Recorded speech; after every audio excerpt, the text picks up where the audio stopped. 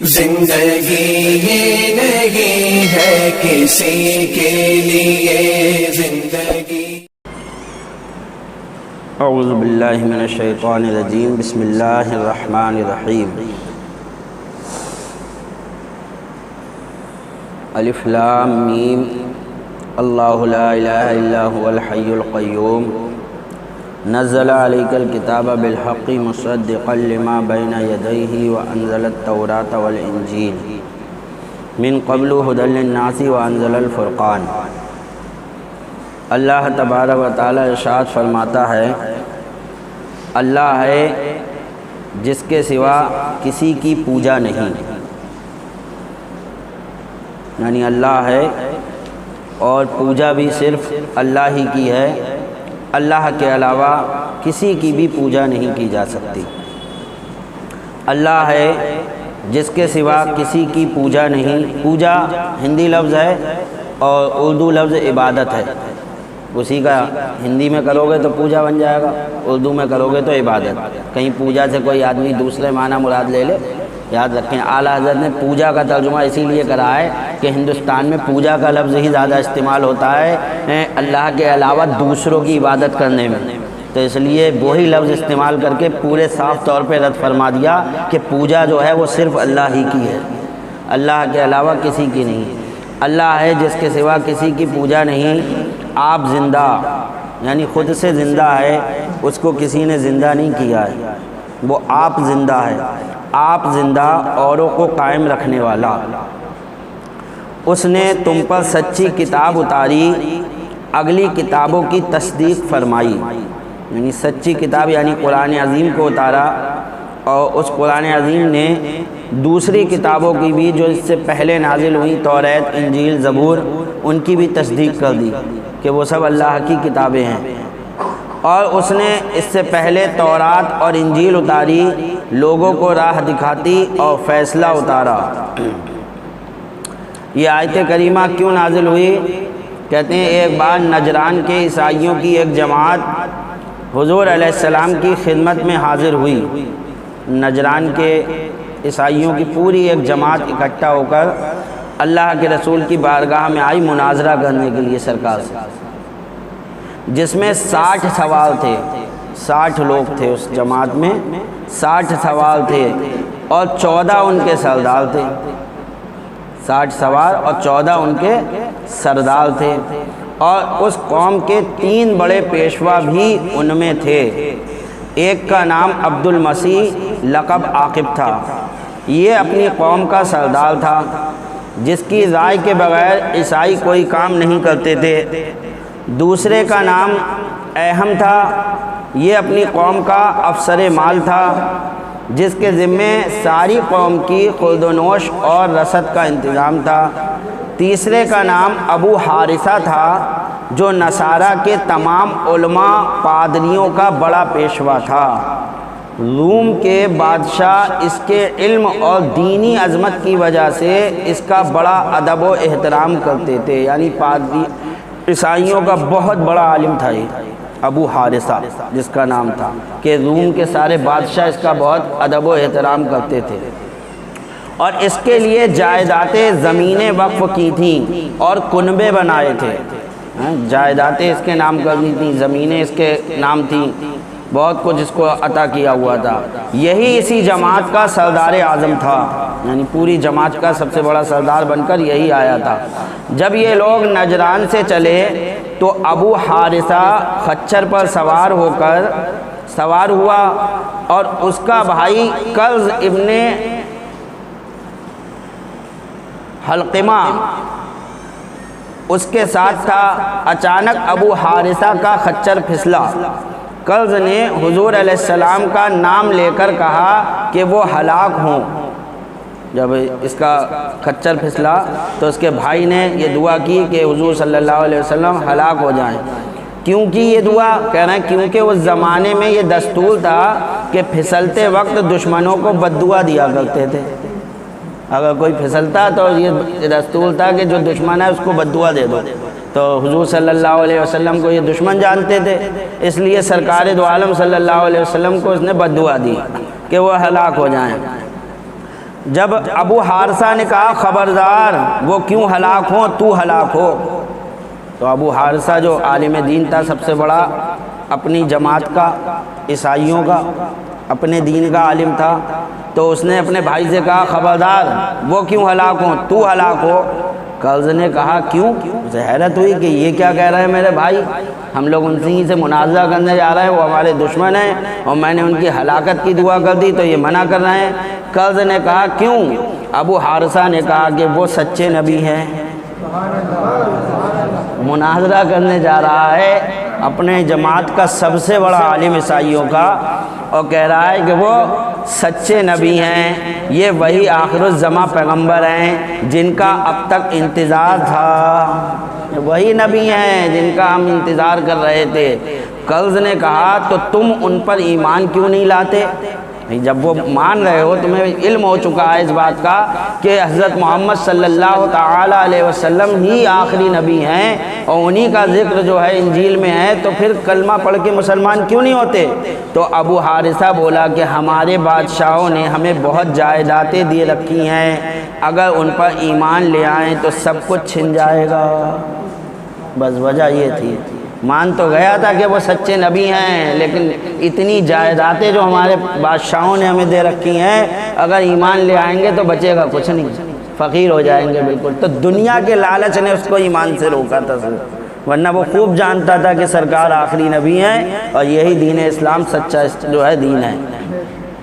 تو آپ نے دیکھا دنیا کی دولت، دنیا کا لالچ آدمی کو کہاں لے جاتا ہے، کہ سب کچھ جانتے ہوئے اتنا بڑا عالم اپنی جماعت کا کہ جان رہا ہے کہ میں جہنم کی طرف جا رہا ہوں، تو اسے نہیں پتا تھا کہ میرا راستہ کون سا ہے، کدھر لے جائے گا مجھے، لیکن صرف دنیا کی دولت نے اس کو اندھا کر دیا اور وہ اسی میں پڑ گیا۔ یہ بات قرض کے دل میں بیٹھ گئی، وہ تو ایمان نہیں لایا، لیکن جو بھائی تھا اس کے دل میں بیٹھ گئی کہ یہ کیا بات ہوئی۔ یہ بات قرض کے دل میں بیٹھ گئی۔ آخرکار کچھ عرصے بعد قرض اپنے 25 ساتھیوں کے ساتھ مسلمان ہو گئے۔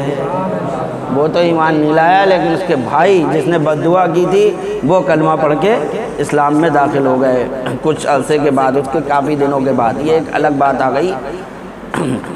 خیر، یہ لوگ سفر کر کے مدینہ منورہ پہنچے۔ جب مسجد نبوی میں حاضر ہوئے تو عصر کی نماز کا وقت تھا۔ یہ لوگ عمدہ اور قیمتی پوشاکیں پہن کر بڑے شان و شوکت سے حضور علیہ السلام سے مناظرہ کرنے آئے تھے۔ صحابہ اکرام فرماتے ہیں کہ ہم نے آج تک ایسی شان و شوکت والی جماعت نہ دیکھی، یعنی اتنی اچھی پوشاکیں پہن کر اتنی شان کے ساتھ آج تک سرکار کی بارگاہ میں ہم نے کسی کو، بلکہ سرکار کی بارگاہ میں کیا ایسی جماعت ہی نہیں دیکھی جو اتنی شان کے ساتھ آئی۔ انہیں مسجد نبوی میں اتارا گیا۔ جب ان کی نماز کا وقت آیا تو انہوں نے وہاں ہی نماز شروع کر دی۔ حضور علیہ السلام نے فرمایا انہیں اپنی نماز پڑھ لینے دو۔ انہوں نے وہی نماز شروع کر دی مسجد نبوی میں۔ صحابہ اکرام نے روکنا چاہا تو اللہ کے رسول نے کہا نہیں، ان کو نماز مکمل کرنے دو۔ اس میں حکمت تھی۔ سرکار دو عالم صلی اللہ تعالی علیہ وسلم مالک و مختار ہیں، جو حکم فرمائیں۔ آپ تو صاحب شریعت ہیں، آپ کا ہر حکم ہی شریعت ہے۔ کوئی اس بات کو دلیل نہیں بنا سکتا، کوئی یہ نہیں کہہ سکتا کہ سرکار نے عیسائیوں کو نماز پڑھنے دی تھی لہٰذا اب بھی عیسائیوں کے لیے مسجدیں کھول دو۔ کوئی یہ دلیل نہیں بنا سکتا، کوئی یہ دلیل لے کر آ جائے کہ سرکار نے نماز پڑھنے دی تھی، اب بھی عیسائی آئے تو یہاں پر انہیں مسجدوں میں نماز پڑھنے دو۔ نہیں، سرکار صاحب شریعت تھے، کس وقت کیا حکم صادر فرمانا ہے یہ آپ کو اختیار تھا، یہ اسی وقت کے لیے حکم تھا، انہی لوگوں کے لیے خاص تھا۔ یہ تھوڑی کہ قیامت تک کے عیسائیوں کے لیے مسجدیں کھول دی جائے کہ جو آئے نماز پڑھ لے آ کر ہماری مسجدوں میں، یہ انہی کے لیے خاص تھا۔ جیسے کہ سرکار نے 6 مہینے کے بکرے کے لیے حکم دیا کہ جاؤ تمہارے لیے اسی کو ذبح کر دو، تمہاری قربانی ہو جائے گی ایک صحابی سے، تو اس کا مطلب یہ تھوڑی ہے کہ قیامت تک جتنے لوگ چاہیں 6 مہینے کے بکرے پہ قربانی کر دیں، نہیں، سب کے لیے وہی حکم ہے۔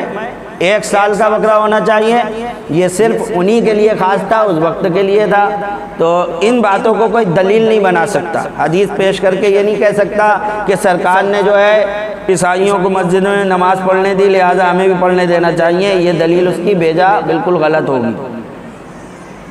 انہیں اپنی نماز پڑھ لینے دو۔ چنانچہ انہوں نے مشرق کی طرف نماز پڑھی، پھر حضور علیہ السلام نے ان سے فرمایا تم ایمان لاؤ۔ وہ بولے ہم تو آپ سے پہلے ایمان لا چکے ہیں۔ حضور صلی اللہ علیہ وسلم نے فرمایا کہ تم جھوٹے ہو، تمہیں اسلام لانے سے چند باتیں روکتی ہیں۔ تم عیسیٰ علیہ السلام کو خدا کا بیٹا مانتے ہو، یہ تمہیں اسلام لانے سے روکتی ہے۔ تم کہہ رہے ہو کہ ہم پہلے ہی ایمان لے آئے عیسیٰ علیہ السلام پر، اب ہم ایمان کیوں لائیں؟ تو ایمان لانے سے تمہیں جو باتیں روک رہی ہیں وہ یہ ہے کہ تم حضرت عیسیٰ علیہ السلام کو خدا کا بیٹا مانتے ہو، خنزیر کھاتے ہو، وغیرہ وغیرہ۔ ان میں سے کوئی بولا کہ واقعی وہ خدا کے بیٹے تھے، تو عیسائیوں میں سے ان کی جماعت میں سے کوئی بولا کہ واقعی وہ خدا کے بیٹے تھے، ورنہ بتاؤ کہ ان کا باپ کون ہے۔ سرکار سے یہ سوال کیا۔ بعض نے کہا کہ وہ تیسرے خدا تھے، اب انہی میں ہی شروع ہو گئی۔ ایک بولا کہ وہ خدا کے بیٹے تھے ورنہ بتاؤ ان کا باپ کون ہے، تو دوسرا بول پڑا، بعض نے کہا وہ تیسرے خدا تھے، خدا کے بیٹے تو نہیں تھے، تیسرے خدا تھے۔ دیکھو قرآن شریف میں بھی خلقنا، انزلنا وغیرہ جمع کے صیغے فرمائے گئے ہیں، اور جمع کم سے کم 3 پر بولی جاتی ہے۔ اللہ نے فرمایا خلقنا، ہم نے پیدا کیا، تو جمع کا صیغہ ہے، جمع جو ہے وہ کم سے کم 3 پر بولی جاتی ہے۔ اس کا مطلب یہ ہوا کہ خدا 3 ہے، یہ اس نے دلیل دی۔ 3 پر بولی جاتی ہے، اگر خدا ایک ہوتا تو ہر جگہ واحد کا صیغہ ہوتا۔ بعض بولے کہ نہیں، بلکہ ان میں خدائی اثر ایسے حلول کیے ہوئے ہے جیسے پھول میں رنگ و بو۔ بعض نے یہ کہا نہیں، خدا تو نہیں ہے لیکن خدا کا اثر ان کے اندر حلول کیے ہوئے ہے، جیسے جو ہے پھول میں رنگ اور بو ہوتا ہے، بالکل پھول کے ساتھ ساتھ ہی رہتا ہے، الگ ہو ہی نہیں سکتا، تو ایسے ہی جو ہے وہ خدا ان کے اندر حلول کیے ہوئے ہے، معاذ اللہ رب العالمین۔ یہ بھی کفر ہے کلمہ، جیسے پھول میں رنگ و بو، کیونکہ ان سے خدائی کام ظاہر ہوئے، انہوں نے مردے زندہ کیے، انہوں نے اندھوں اور کوڑیوں کو اچھا کیا، انہوں نے مٹی کے پرندے بنا کر روح پھونک دی۔ یہ کام وہی کر سکتا ہے جس میں خدائی اثر ہو۔ حضور سید عالم صلی اللہ علیہ وسلم نے ارشاد فرمایا کہ تم جانتے ہو کہ بیٹا باپ کے مشابہ ہوتا ہے؟ وہ بولے ہاں۔ سرکار نے اب سوال کیا کہ تم جانتے ہو کہ بیٹا باپ کے مشابہ ہوتا ہے؟ اچھا، ہم وہابیوں سے وہابی سوال کرتے ہیں، ہم لوٹ کے سوال کرتے تو کہیں ہمارے سوال کا جواب دو، لوٹ کے سوال کیوں کر رہا ہو؟ بھائی وہ جو ہم سوال کر رہے ہیں وہی جواب ہے تمہارا۔ اب دیکھو سرکار نے یہاں لوٹ کر سوال کیا، ان کے سوال کا جواب نہ دے کر سرکار نے سوال ہی کر دیا، کیونکہ اس سوال میں ہی ان کا جواب موجود ہے۔ تو جب سوال میں ہی جواب موجود ہو تو جواب دینے کی ضرورت نہیں ہوتی ہے، بلکہ لوٹ کر اس سوال کو کیا جاتا ہے کہ جو تمہارا جواب آ جائے گا وہی جواب ہو جائے گا۔ فرمایا کہ تم جانتے ہو کہ بیٹا باپ کے مشابہ ہوتا ہے؟ وہ بولے ہاں۔ آپ نے فرمایا کہ ہمارا رب حی لا یموت ہے، یعنی ہمیشہ سے زندہ ہے اور کبھی اسے موت نہیں آئے گی، اس کے لیے موت ناممکن، اور عیسیٰ علیہ السلام پر موت آنے والی ہے، اور تم کہتے ہو کہ وہ خدا کے بیٹے ہیں یا خدا ان میں حلول کیے ہوئے ہیں، تو بیٹا باپ کے مشابہ ہوتا ہے، اگر باپ کو موت نہیں تو بیٹے کو بھی موت نہیں ہونا چاہیے تھی، تو بیٹا کیسے مرے گا؟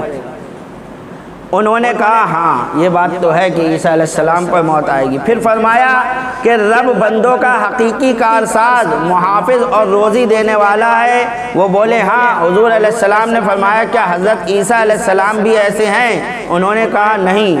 پھر فرمایا کہ تم جانتے ہو اللہ تعالیٰ پر آسمان و زمین کی کوئی چیز پوشیدہ نہیں؟ انہوں نے اقرار کیا۔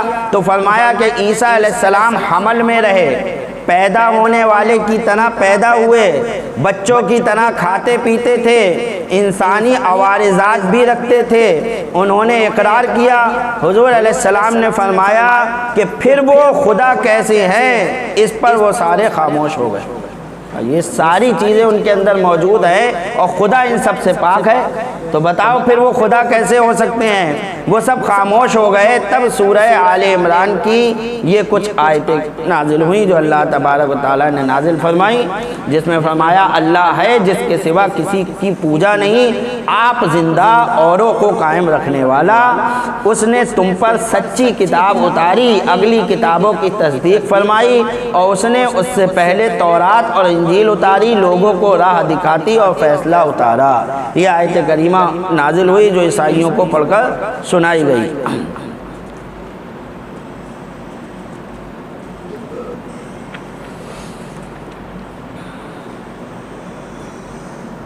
ان الذین کفروا بآیات اللہ لہم عذاب شدید واللہ عزیز ذو انتقام ان اللہ لا یخفی علیہ شیء فی الارض ولا فی السماء هو الذی یصورکم فی الارحام کیف یشاء لا الہ الا هو العزیز الحکیم۔ بے شک وہ جو اللہ کی آیتوں سے منکر ہوئے ان کے لیے سخت عذاب ہے، اور اللہ غالب بدلہ لینے والا ہے، اللہ پر کچھ چھپا نہیں، زمین میں نہ آسمان میں، وہی ہے کہ تمہاری تصویر بناتا ہے ماؤں کے پیٹ میں، اللہ ہی ہے جو تمہاری تصویر بناتا ہے ماؤں کے پیٹ میں جیسی چاہے، اس کے سوا کسی کی عبادت نہیں، عزت والا عظمت والا ہے۔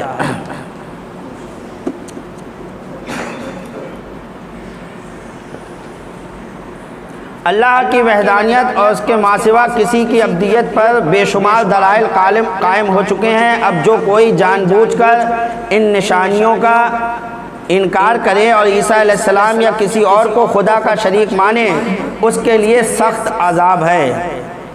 کسی کو کچھ علم غیب اللہ تبارک و تعالیٰ نے عطا فرمایا تو اس سے وہ خدا نہ بن گیا۔ اللہ تعالیٰ عالم الغیب ہے، اس نے اگر کسی کو یعنی نبی اور رسول کو علم غیب عطا فرما دیا تو اس سے وہ خدا نہ بن گیا بلکہ بندہ ہی رہا۔ نیز وہ ایسی قدرت والا ہے کہ تمہیں تمہاری ماؤں تاریک رحموں میں جیسی چاہتا ہے سورج بخشتا ہے، کسی کو لڑکا بناتا ہے کسی کو لڑکی، کوئی کالا کوئی گورا، کوئی خوبصورت کوئی بدصورت، کوئی کامل کوئی ناقص، نیز کوئی صفراوی کوئی بلغمی، کوئی اندھا کوئی اکھیارا، کوئی گونگا، کوئی نہایت تیز بولنے والا، کوئی بد نصیب کوئی نصیب بر۔ غرض کے بیج ایک ہے زمین ایک مگر پھل مختلف۔ اللہ کی شان دیکھو کہ آپ زمین ایک ہو اور بیج بھی ایک ہو تو پھل ایک سے ہی آئیں گے، زمین ایک ہو اور بیج بھی ایک ہو تو پھل کیسے آئیں گے؟ ایک ہی آئیں گے۔ لیکن یہاں زمین بھی ایک ہے بیج بھی ایک ہے لیکن اللہ تعالیٰ پھل مختلف لاتا ہے۔ ایک ہی ماں کا بچہ کوئی کالا کوئی گورا، کوئی تندرست کوئی کمزور، کسی کے جو ہے کیسی طبیعت کسی کی کیسی طبیعت، کوئی کسی مزاج کا کوئی کسی مزاج کا، کوئی لڑکا کوئی لڑکی، یہ اللہ ہی کی تو شان ہے۔ زمین ایک مگر پھل مختلف، یا یوں سمجھو کہ مادہ ایک سانچہ ہے مگر اس میں ڈھلنے والے بندے مختلف۔ دیگر چیزوں میں دکھایا گیا ہے کہ جیسا بیج ویسا ہی اس کا پھل، ویسے ہی اس کی لذت، ویسے ہی رنگ و بو، ویسے ہی خاصیت، مگر حضرت انسان قدرت الہی کا مظہر ہے کہ ایک ہی ماں کے چند بچے، ان میں سے کوئی کافر کوئی اللہ کا ولی، کسی کا مزاج بلغمی کسی کا صفراوی، کوئی گونگا کوئی تیز زبان۔ کسی نے حضرت علی رضی اللہ تعالیٰ عنہ سے عرض کیا کہ موجد شطرنج کا کمال تو دیکھو، یعنی جس نے شطرنج بنایا ہے کھیل تو اس کا کمال تو دیکھو شطرنج بنانے والے کا، کہ اس نے گز بھر کپڑے پر 64 خانے بنائے، شطرنج کے 64 خانے بنائے ذرا سے کپڑے پر، مگر جب کھیلو تب اس کی نئی چال ہے۔ تو کتنا کمال کا کام کرا کہ اتنے سے اس نے خانے میں 64 خانے بنا دیے صرف، اور جب کھیلو تو چال نئی ہوتی ہے، جب کھیلو تو چال بدل کے چال نئی آتی ہے۔ آپ نے فرمایا کہ خالق کا کمال تو دیکھو کہ اس نے بالشت بھر چہرے میں 5 سوراخ کیے، 2 آنکھوں کے 2 ناک کے اور 1 منہ کا، مگر اس پر کروڑوں نقشے کھینچ دیے، ان میں کوئی دوسرے سے نہیں ملتا۔ تو اپنے خالق کا کمال تو دیکھ کہ ایک بالشت جو ہے چہرہ ہے، اس میں 2 آنکھیں، ناک کے 2 سوراخ اور منہ اور کان، اور ہر کسی کا چہرہ ملا لو، کیا کسی کا کسی سے ملتا ہے؟ سب کا سب سے الگ ہوتا ہے۔ تو اپنے خالق کی تعریف کر کہ جس نے ایک بالشت بھر میں اتنے نقشے کھینچ دیے اور قیامت تک کھینچتے رہیں گے۔ تو یہ حضرت علی ہیں۔